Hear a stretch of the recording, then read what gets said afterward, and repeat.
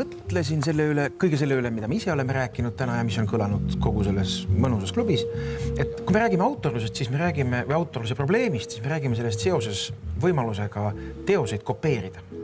Kas on tänapäeval olemas mingisuguseid teoseid, kunstivorme, mis oleksid siis nagu autorlusega hõlmatavad, et mida ei saa kopeerida? Kas on mingit kopeerimatut, salvestamatut teost? Elu ise. Selles mõttes, et meediaõppejõuna võime öelda, et kõik see, mis jääb üles võtmata, mis jääb presenteerimata, ongi seal, kus ta kunagi oli, kus ta eksisteeris, kus ta sündis ja sellega kõik lõpebki. Aga niipea, kui ta haaratakse meediasse sisse, ta eksisteerib mingi klipi või lõigu või foto, siis sealt edasi hakkab ta elama oma elu, rändama ja nii edasi. Ma segan praegu jõhkralt vahele veel enne, kui Kalev üldse vastata saab, sest mul kerkis siin üks küsimus kuulates kaunist laulu, minu sõnadele tehtud kaunist laulu. Ja ma tahan selle küsimuse natukene adresseerida ka sinna laua poole või siis õigupoolest kõigile.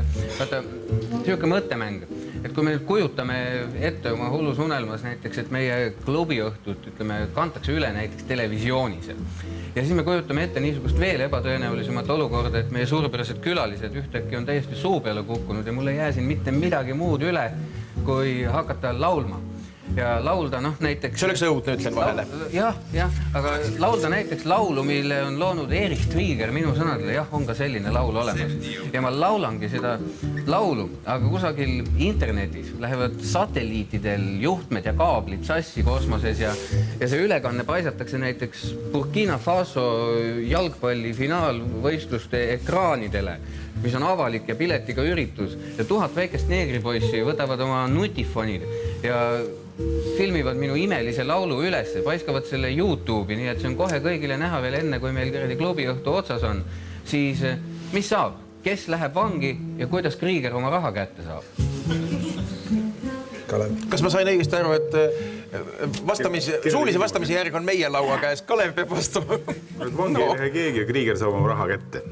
Aga ma tahtsin teose koha pealt hoopis, et ei saa olla teos, kui ta ei ole kopeeritav. Meie autoriõiguse seaduse järgi peab iga teos olema kopeeritav. Muidu ei olegi võimalik seda teoseks nimetada, nii et ta peab olema reprodutseeritav küll seadusena, aga see on sama, mis kopeeritav. Aga siis ikkagi me oleme enne point on ikkagi see, et tehke häid asju, looge häid teoseid ja talenti, andet, originaalsust, neid on väga raske kopeerida. Et kui te olete selles mõttes kõvad tegijad, siis teil pole mingit hirmu selle kopeerimise vastu. Minu point on see, et ma tahaks enne kõike olla kodanik ja alles siis tarbija, sellepärast, et ma vajan ja talun nii palju enamat, kui mulle tarbija on ette nähtud on. Mis sinu point on? Just täpselt. Kodanikuühiskonda rohkem ja siis on kõik hästi.